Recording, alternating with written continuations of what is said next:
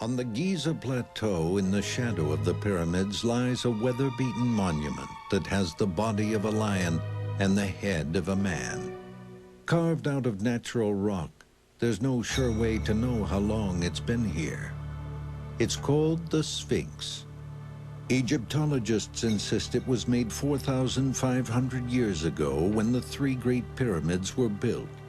Others say the Sphinx was really built 8,000 years before the pyramids, at a time when no civilization should have existed. All these people, they come by for a day or two to the plateau, and they come by with a theory, and they publish it. The theory has to be crazy. The theory has to be fantastic, because if you make a fantastic theory, you will make money and you will be famous. Many theories like this has been said about the Sphinx, but all of it gone with the wind, because we Egyptologists have a solid evidence to state that the Sphinx is dated to the time of Khafre, the builder of the second pyramid at the Giza Plateau. Money isn't the issue here. I've been doing this for 20 years without making a bean out of it.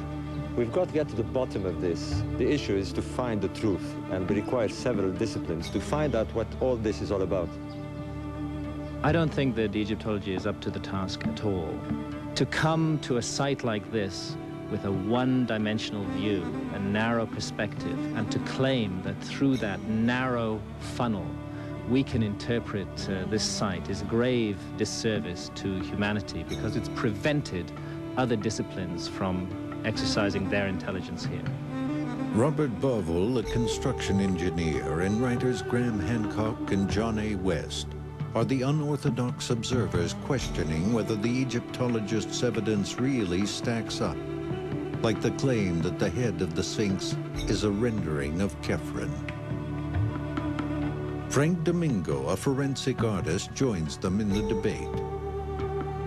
He works with the New York Police Department and is an expert in identification. He was asked to compare the face on the only known statue of Khafre with that of the Sphinx. He concluded that the two weren't even of the same race.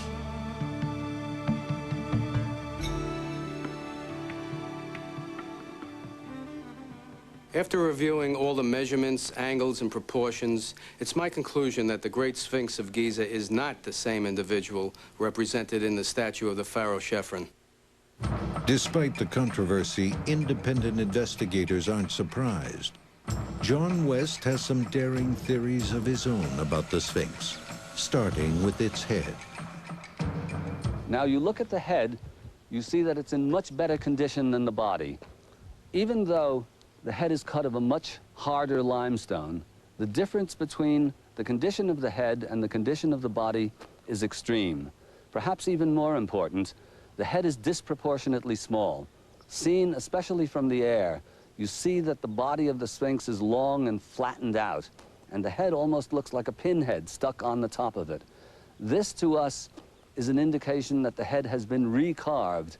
In other words, the head is not original to the Sphinx. At some point in its long history, the head was redone. The investigators also think that the Giza Plateau is a map of the stars as they appeared in the skies in 10,500 BC. Graham Hancock explains. Standing at Giza, the ancient astronomers faced an uninterrupted 360-degree horizon, which invited observations of the rising points of the sun and the stars. Another direction also drew their attention, the north-south line dividing the sky directly above their heads. And they observed the stars as they crossed this line. In 10,500 BC, when the three stars of Orion's belt crossed this line, they did so in a pattern that is exactly matched by the pattern of the three pyramids on the ground. The Sphinx, they believe, is actually an astronomical marker of the vernal equinox, but not in 2500 BC when the Sphinx was supposedly built.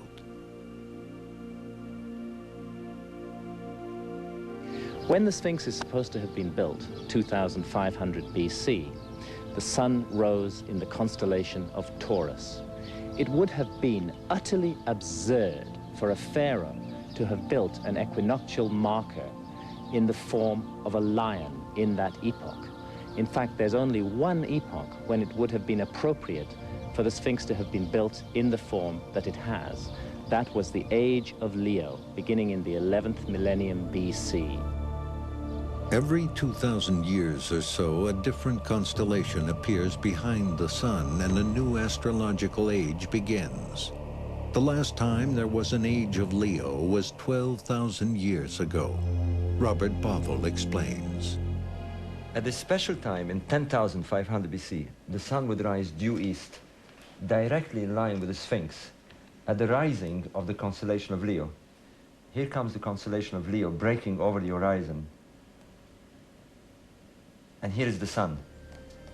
So it's at this time, at the age of Leo, that the Sphinx would be gazing at its own image in the sky.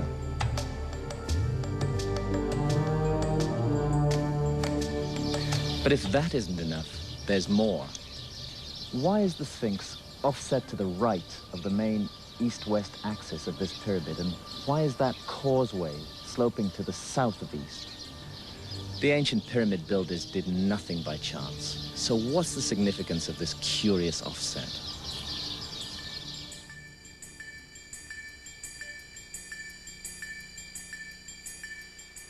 The computer has the answer. It shows us that this is the place where the sun would rise exactly in the direction of the causeway, 14 degrees to the right, in perfect alignment with the causeway. Now what do we have here? To the left is the constellation of Leo. And as we can see, it's half buried below the horizon, with its head and shoulders sticking out. And this is what they saw when they looked in the east.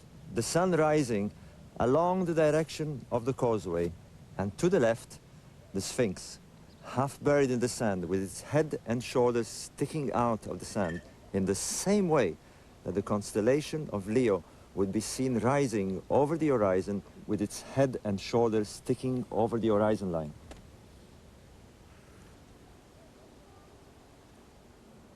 The Sphinx and the pyramids link up to form a gigantic astronomical hologram of the skies above Egypt around the year 10,500 BC. In that epoch, and only in that epoch, the key celestial bodies are represented with faultless accuracy, viewed from every conceivable angle and direction.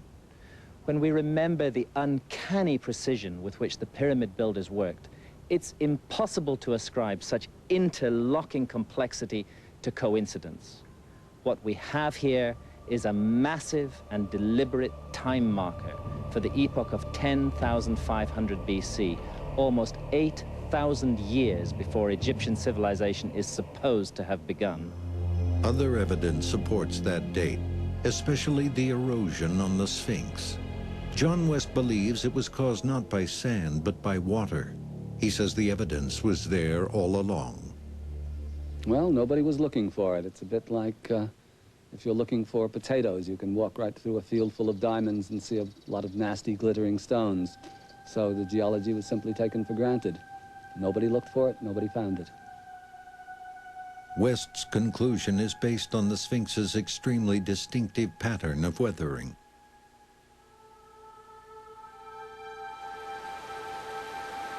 You don't even have to be a geologist to look at it and see what must have been responsible for that kind of weathering. Only water pouring in sheets over the enclosure wall could have produced those rounded contours.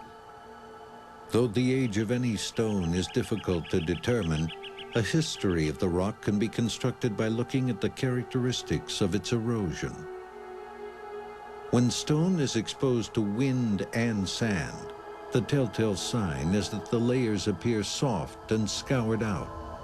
This kind of erosion is found everywhere in Giza. But the Sphinx and its surrounding pit are worn differently. These show a different kind of erosion altogether, a round, undulating profile, usually caused by rainwater and torrential downpours.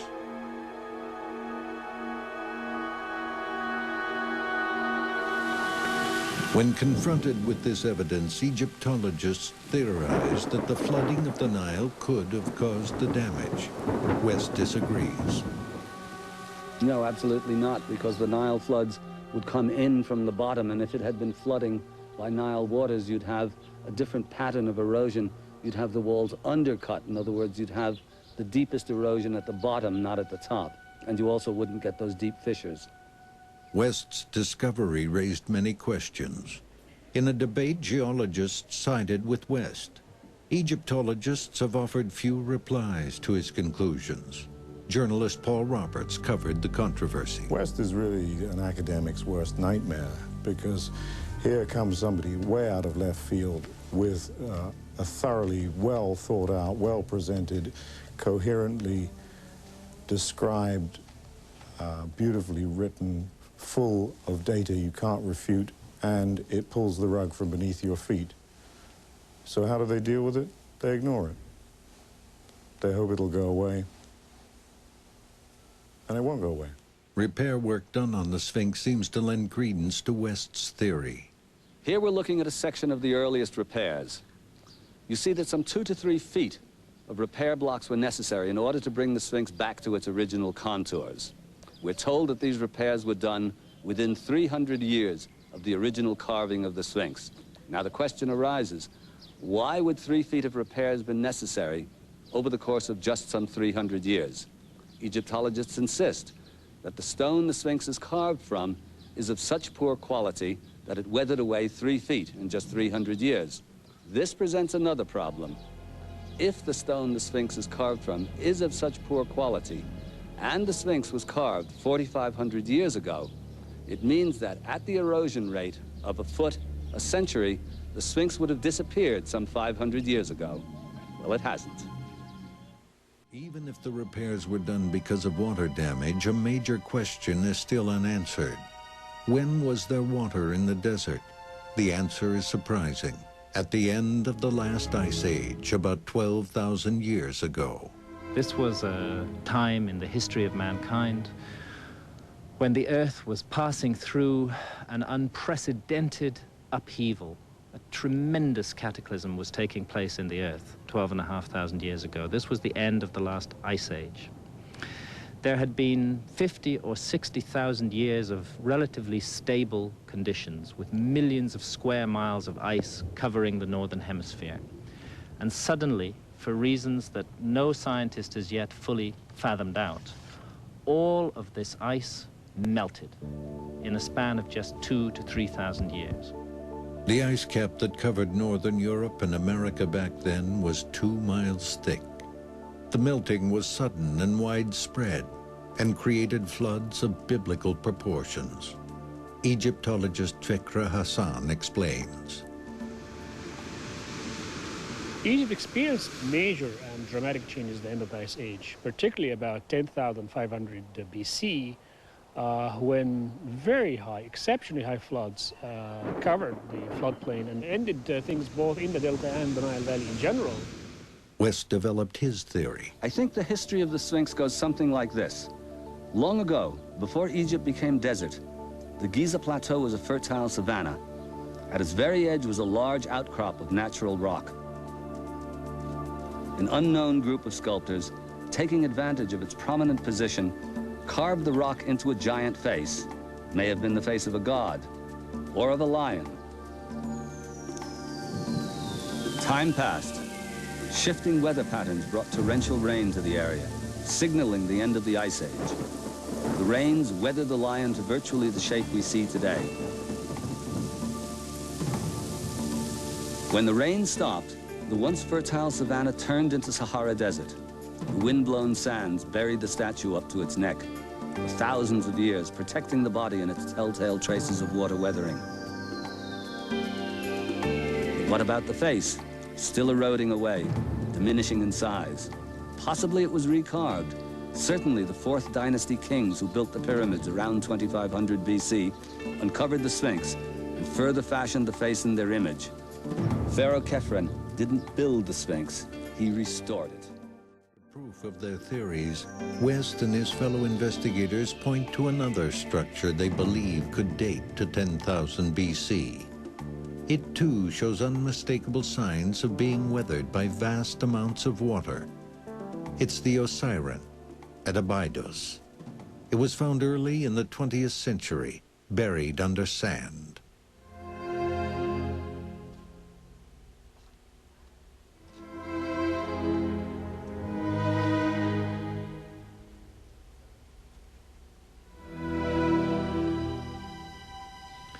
Here, some 500 miles south of Giza, at the Osirion, we find ourselves amidst another of those enigmatic, anonymous structures that seem to date to no known epoch. 50 feet or more below the floor of surrounding pharaonic temples. Is it possible that this is just one amongst many structures like this buried beneath the sands of Egypt? Later pharaohs came and added their reliefs to these walls, but originally this structure was anonymous and bare, left for future generations to interpret. Those who hold unorthodox views about the Giza Plateau find further confirmation in the Egyptian creation myth, what the ancients called the first time. Bauval explains. Every civilization refers to a creation myth, a beginning.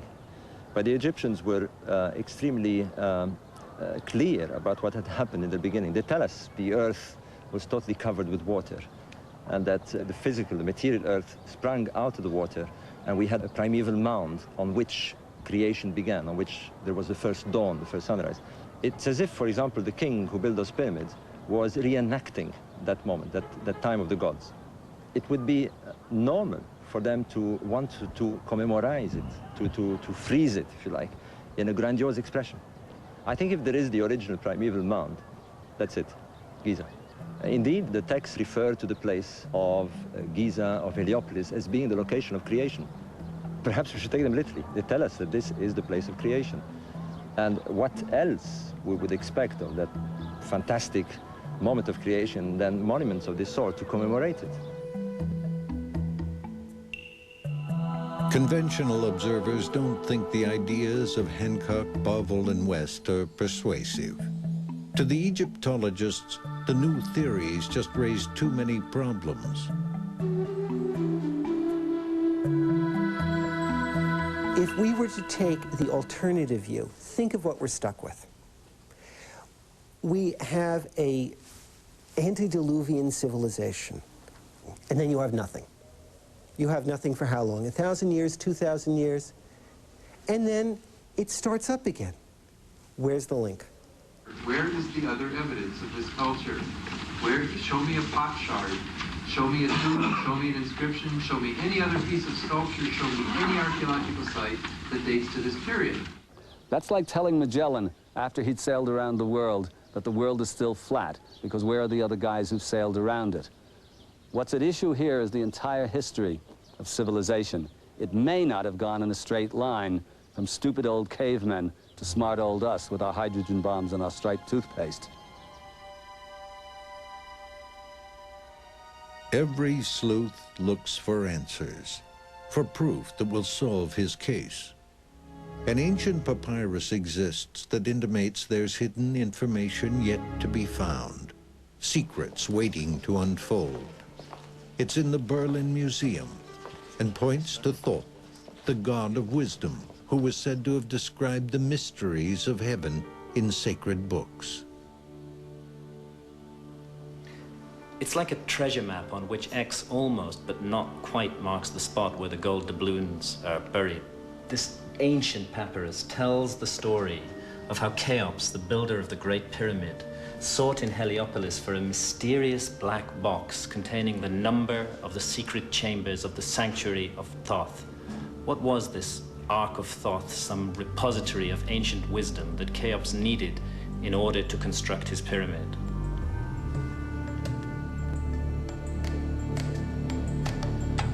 If there really is such wisdom buried in a black box, where could it be?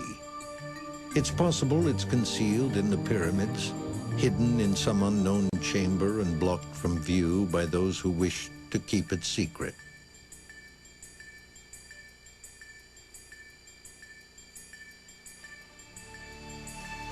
And there's also a possibility it lies in the Sphinx. Our seismographs revealed that right here, where I'm standing, between the paws of the Sphinx, there is a large underground chamber, some 12 by 15 meters. rectangular in shape, 5 meters under the surface of the bedrock.